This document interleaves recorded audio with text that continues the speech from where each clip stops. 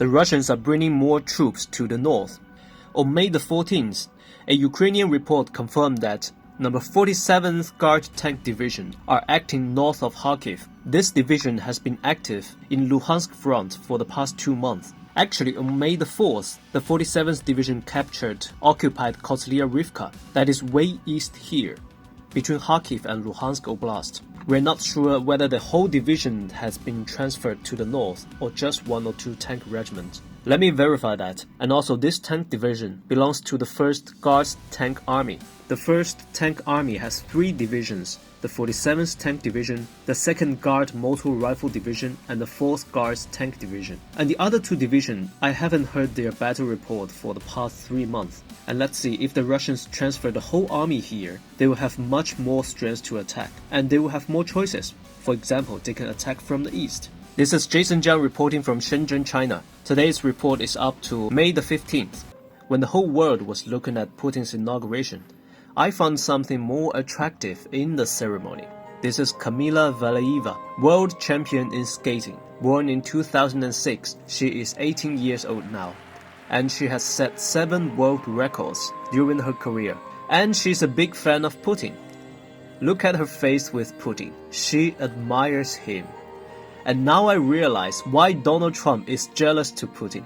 Russian girls all love Putin, but American girls don't do the same to Donald Trump, especially Taylor Swift. Remember this one? What did she say?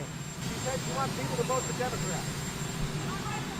Let's say that I like Taylor's music about 25% less now, okay? Oh, come on, Mr. Trump. I know it hurts, but if you want girls to like you, why don't you ask for some advice? You know who to ask. Just make a phone call to your good friend.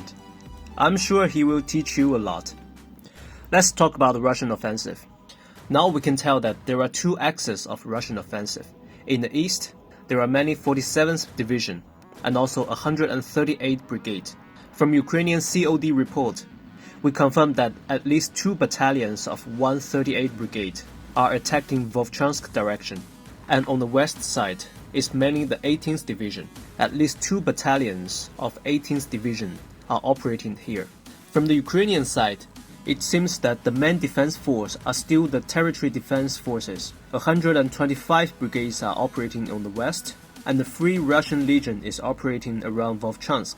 The 23rd Mechanized Brigade are coming to reinforce. Now let's talk about the progress. On the west side, on May the 13th, Russians already captured Hyuboki, and on the next day they captured Lukyansky, and also they are attacking from Zeleny to the next town. After this area, there is Lypsti, which is the most important town north of Kharkiv. If the Russian army are able to capture this town, they will be able to attack south all the way to Kharkiv.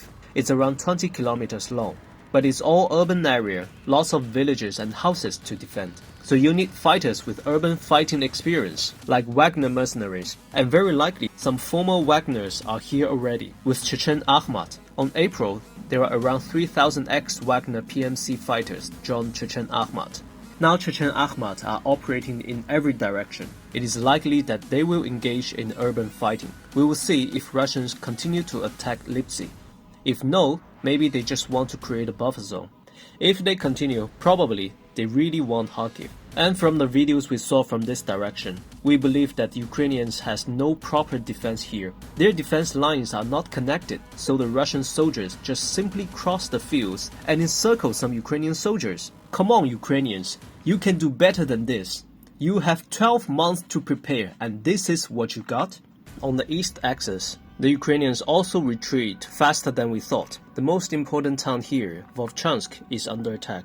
See, this is the river, cut the town into 2 parts. On the 11th of May, the Russians start attacking. On the 14th, they already captured the center of the northern part. The COD Ukrainian report confirmed that the Russians captured the Vovchansk meat processing plant, a footwear factory, and advancing through the city center along the right bank of the Vovcha River. And also the Russians are attacking from the east, and the Ukrainians are retreating. If the Russians continue to attack, it is very likely these Ukrainian soldiers will retreat to the south. This is a town as big as Avdiivka or Marinka. Think about that. If you are the Ukrainian commander, you surrender half the city within a few days. probably General Sursky will kill you. So we also confirm that there are no proper defense line in the north. Russians continue to attack and capture these two towns, and now they reach the Severodonetsk River. So since the Ukrainians don't have proper defense, it is very likely that Russians will be able to capture Vovchansk in the coming weeks. After that, there's a road to the east. We see this road and area here. This area is perfect for a pincer attack. Look at this town, Prikladne. This is a very important hub. If the Russians successfully capture the Vovchansk, I think the Russians will very likely to attack from the east. And after this, the Russians will be able to attack south to Kupiansk. And let's talk about Bakhmut front. The Russians restart the offensive. The Russians now reach the canal, but they haven't been able to cross it yet. Here the attacking force are mainly the 98th Airborne Division, the 11th Guard Air Assault Brigade, the number 7th Assault Brigade are active here. This is the former Wagner group. Some Russian Telegram channels said that there are more than 3 brigades of former Wagner are active here, but still they are not able to breach the canal line. So we can see that the Chasiv Yar defense line is very strong. Here the main defense force is still the 92nd Assault Brigade. This is the former 92nd Mechanized Brigade, one of the Ukrainian elite force, but they were downgraded to Assault Brigade because lack of vehicles. We can see the red lines here are the Ukrainian trenches. Around Chasiv Yar the defense lines are very strong. Oh, by the way, I didn't create these trench lines. This is created by Clement Molin and I just download from their site. Thanks for their hard work. We can understand better about the defense lines from both sides. Since the Ukrainian defense are very strong here, it is very difficult to fight through this area. Instead, if the Russians are able to attack from the north, across these fields and occupy Izium, they will be able to attack Slavyansk from the west, where the defense are not that strong. So I strongly believe that the Russians' objective is Izium, and Izium. Oh, by the way, since Jason Zhang is a new channel here, I got some visitors. Say I'm a new propaganda channel. You're damn right. Every Chinese is propaganda and every Russian is evil, but all Americans are saviors of the world, shining like gold and smell like rose. I wish you enjoy your life in your little bubble. Alright, thank you for listening. This is Jason Zhao reporting from Shenzhen, China. Have a nice day and see you next time.